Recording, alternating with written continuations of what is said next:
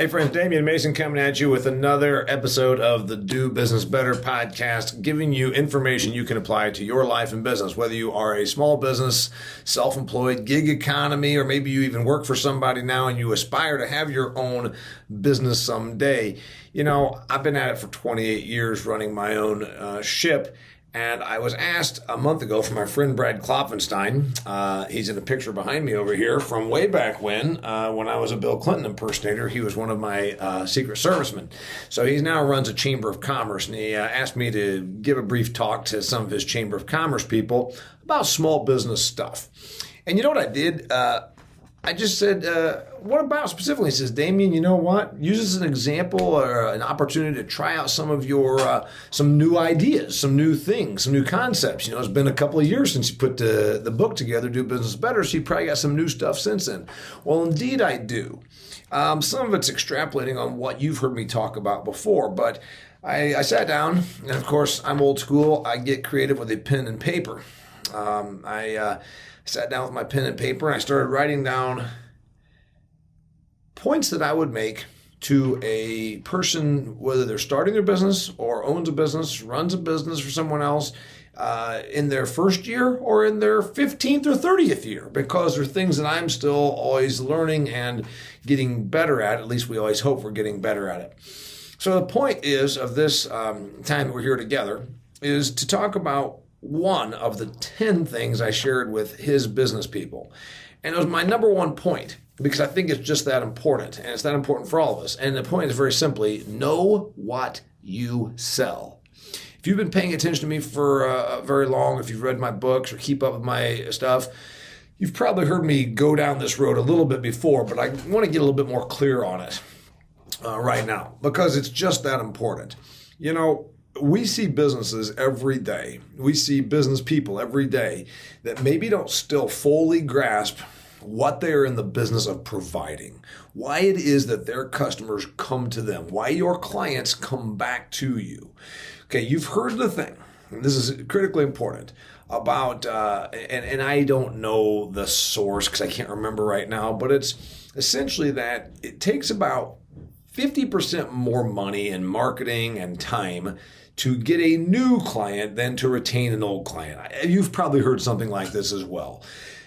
Whether it's 40%, 50%, 60%, whatever the number is. The reality is anybody that's been in business for any amount of time understands that to go out and find new business, find new customers, find new paying clienteles, to set up new contracts is a bit of a challenge. You've got to have a marketing effort, a sales effort. You've got to be present. You've got to be able to answer phones, respond to their inquiries and questions as you're getting all the finer points of the deal worked out.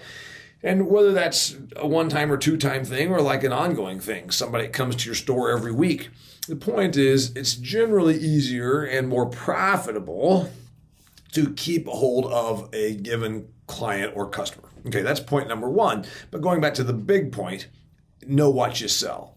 So if that's the case, that it takes a hell of a lot of energy, money, and effort to go out and find new business, shouldn't you know why the current business you have, those customers that you are retaining, wouldn't it be good to just know why they are staying with you? So if that's important, as it is, why don't you then start by asking yourself the question, what is it I'm selling? What is it that these clients are coming to me for? And you probably think you know. That's the heck of it. Everybody I know, every business person that I've ever worked with, believes they know the answer to that. They all say, oh, well, I sell widgets. And you do. Right? We sell boxes of something. You sell something. But remember, always look beyond that. Let's go back to my political comedy days. For the first year or two, I thought I was in the business of selling jokes. I thought it was my job to write and prepare jokes because I knew that for me to get better, to be more than just a guy that looks a little bit like Bill Clinton, who can come into your event all gray hair and fat pack and talk a little bit like Bill Clinton, say, how you doing, darling? How'd you like to find out what it means when I say I'm a hands-on politician? Okay, beyond all that, why is it the customer's paying me? And I thought it's because of my jokes. I got to write jokes. And by God, I wrote jokes. I worked hard at writing jokes. I mean, I had radio stations around the country that I called, and in the mornings, and they'd give me like $40 a week, and I'd call them and give them, hey, and then do like 2 minutes of humor. Why? Because it forced me to write jokes. It forced me to create material. It forced me to every week be writing a few minutes of new content, new material. Because I thought, when I do that, what I've used on the radio that actually hits, I'll put it in my act. And now I build my act from a 5-minute act to a 20-minute act to a 30-minute act. All of a sudden, you're a feature actor and you're 45 minutes. So I thought I was in the business of selling jokes. Then after a couple of years, things started to thrive. Things started to pop, man. 2.5 years into my business, I'm doing bigger gigs, doing bigger events. And I'm out there in that event, say it's Las Vegas or who knows where, Chicago, Columbus, Ohio, doesn't matter, some corporate event where I'm in front of 500 people. And I'm nailing it. And I look out and I see that crowd laughing and patting somebody on their shoulder going, oh my God. And this is at like some sales meeting. This is at some corporate event. And people are like almost spitting out their wine. And that's when it dawned on me. Shit, I'm not in the business of selling jokes. Joke writers are in the business of selling jokes. I'm in the business of selling an experience. I'm in the business of creating an event that these clients, be it a gal that plans the insurance sales meeting or a guy who's got 300 of his employees that he's got to bring them all together every year to fire them up, those people don't want to buy my jokes. They are buying what I can create, a camaraderie, an atmosphere, an experience, a memory, and laughter. Now, I know you're probably saying, oh, Damian, that'll come because of the jokes. Well, it does. But again, there's the old story. If you've ever been in sales, and even if you have not, you may have heard this story. Guy walks into a hardware store, and he says, I need a drill bit. So the sales question is, meaning the question I'm going to ask you, the guy that walks into the hardware store and asks for a drill bit, what does he really want? And if you say drill bit, you're kind of right, but not really. He wants a hole. Now that's an old sales illustration. That's an old sales training story. I think I heard it from someone teaching me about sales. But it's real, isn't it? It's true. The guy don't give a damn about a drill bit. I've got drill bits out in my shop. You know when I go and get them? When I need a hole. So the same thing, I guess I would encourage all of us, whether we are employees, employers, business owners, business workers, we all provide a service or a product for a paying customer, right? Every dollar that your business earns is someone else's dollar right now, and you're seeking to earn it through your service, your product, your delivery of that which you execute. So the question is, why do they come to you? What are they buying? Now, again, we all know they're buying a drill bit, but what are they really buying? And as simplistic as it might seem, I was a comedy guy. You'd have thought that it dawned on me, but it took me almost 3 years to understand. Yeah, it wasn't really jokes. Because first off, you do need the jokes. You see, you need the jokes, but that's still not what you're really selling. The hardware store needs the drill bit, but that's not really what they're selling. They're selling solutions. They're selling the result of the product, what our customers buy. And what we will do a lot better for our businesses, how we'll do a lot better for our business, I should say, is when we understand they want the result of our products. And we become better salespeople. We become better service providers when it dawns on us that instead of getting all caught up in the product, because we love products, right? Here I am, and I think I'm selling this letter opener, and by God, I'm going to tell you all about this letter opener. I'm going to carry on about how it's beautiful. It's made out of pewter. It looks a lot like the silver in your 25th anniversary gift packet, and blah blah blah blah blah. And the reality is, what does the customer want? They think that's neat, sort of, kind of, but they don't think this letter opener is as neat as we think if we're the ones that make it and sell it. What do they want? They want their letter opened. They maybe have a phobia of using their fingers because they think someone has licked the damn envelope. Maybe they just want to do it so that it doesn't tear the stuff inside of it apart. What they want is an opened letter. They don't want a letter opener. So it's the most powerful thing, apparently, that this group of small business people that I was talking to came away with. They said, I like your point about what you sell, knowing what you sell.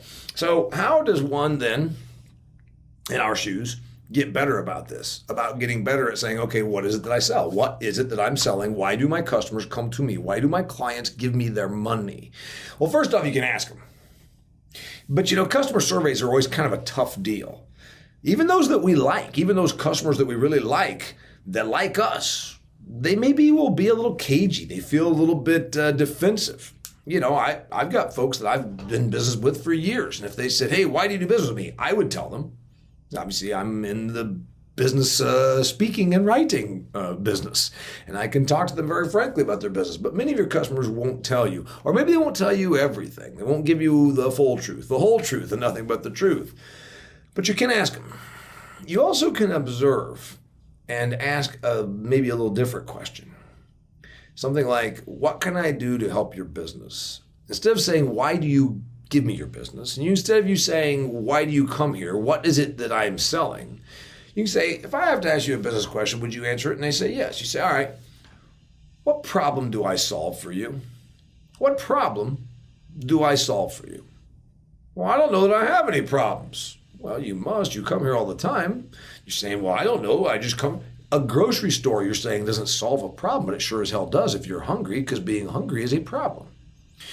A guy that needs a drill bit, you might say, what's his real problem? Does he really need a hole in the wall? Well, he does if he has to put something up on the wall or his job goes away because he's a contractor. You see, we all do solve problems. So in figuring out what it is you sell, ask, what problem do I solve? Back in my comedy days, going there once again, I solved the problem of boring meetings. I solved the issue of people not wanting to attend. I solved the problem of people wanting to leave early. I solved the problem of them having something to talk about besides just new insurance policies. They could talk about that great show they just saw, how funny it was, how it was so true, how it got them thinking about this other thing. You're solving a bunch of problems. So probably one of the most important things in business is understanding what you sell and understanding that the client generally is looking for, or the customer is generally looking for, the result of your product, not your product specifically. Makes sense, right? Now you're saying, all right, Damian, this seems all pretty simplistic, man. Surely to God, everybody knows what problem they solve. That's why they're in business. I don't think so. I don't think so. I just was approached about 2 to 3 months ago by a company. They wanted me to be on with them doing some consulting work, and I asked them a lot. I spent probably too much time on the phone with them about their business, and I specifically talked about what problems they solve, and they gave it to me from the perspective of a tech person who founded a company who doesn't really know the marketplace. Hence, they were reaching out to me because it happened to be in an agricultural industry and it happened to be a specific niche within agriculture. And these folks were brilliant people. They just didn't know what they were selling, and they didn't really know who the customer was. So in your advancement, in your pursuit of becoming a better business person, start with realizing who the customer is, who your customers are, who your customers can be, but more importantly, what problem do you solve? Why do they come to you? And again, it's usually the result of the product, not the product specifically. This particular place I'm talking about believed their product was somebody that it's not.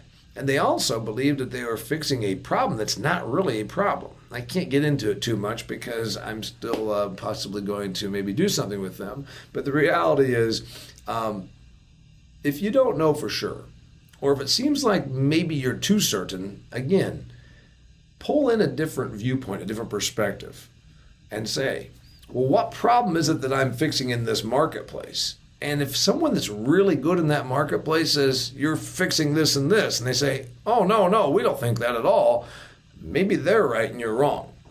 You see, in my particular example, the business person believed they were solving a problem for farmers, but really they were solving a problem for landowners. That's not necessarily always the same thing. Remember, out here in the countryside, a lot of land is owned by non-farmers. It's an investment. So to understand what you sell, you might need to go back to the drawing board one step further and understanding who your customer, your target customer is, and what problem you're solving, but who's the problem being solved for. Remember, a lot of folks would say, well, wait a minute, you solved the problem by selling a drill bit to that guy because he needed a hole. Well, what do I care? What problem that solved for me? Well, let's just say you own the home and he's the contractor that's set to fix your home up. He solved a problem for you because you don't know how to use a drill, you don't know how to use a tool. You are completely all left thumbs when it comes to using any kind of power equipment. So you got a problem solved for him. That guy, what does he sell? He doesn't sell holes, nor does he sell drill bits. You know what he sells? He sells a finished home to you. And I sold him a drill bit, but I didn't really sell him a drill bit. I sold him a hole. You see how this works? It goes on and on and on. Remember what you sell. Always ask the question, what am I in the business of selling? And go back to my comedy example. For 2.5 years, I thought I was in the business of selling jokes. Then it dawns on you, I'm in the events business. I'm in the results business. I'm in the experience, memories, laughter, camaraderie, boring meetings no longer being boring business. That's what I was in the business of selling. I'm Damian Mason. I think the most important thing that we can do, or at least one of the most important things we can do in any of our businesses, and this is not before you start being in business, this can be when you are in 20 years in. You can say, hey, I think we've lost focus here. I think we really need to get back to understanding what problem we solve and thereby understanding what thing that we sell and focusing our efforts on that. You know, things have been a little bit challenging under the whole COVID stuff. More than ever. Solutions, flexibility, being able to work with people around their schedule. Their kids are at home. They're mad about masks. They think you should wear masks. They don't want to do this. They have to go back to work part-time. What the hell is happening right now in this whole strange time where maybe it's changing our customers and our clients are thinking a little bit differently about what they want or what they need or what problem they have? Because everybody's problems are a little different now than they were just 1.5 years ago, right? So, might be a really good time to analyze what you sell and never forgetting that customers buy generally the result of your product, not your product. You keep telling them about all the wonderful accoutrements and benefits of the letter opener. Remember what they ultimately want, an opened letter. Not necessarily the letter opener. Damian Mason, until next time, thanks for being here. Please subscribe, share this with your friends. Check it out on YouTube. Subscribe to my YouTube channel. It's the Damian Mason channel. And if I can ever be of assistance to you to help your people understand why customers and clients come to you and what it is you sell, please give me a shout. I'd love to come and speak at your next virtual or in-person meeting.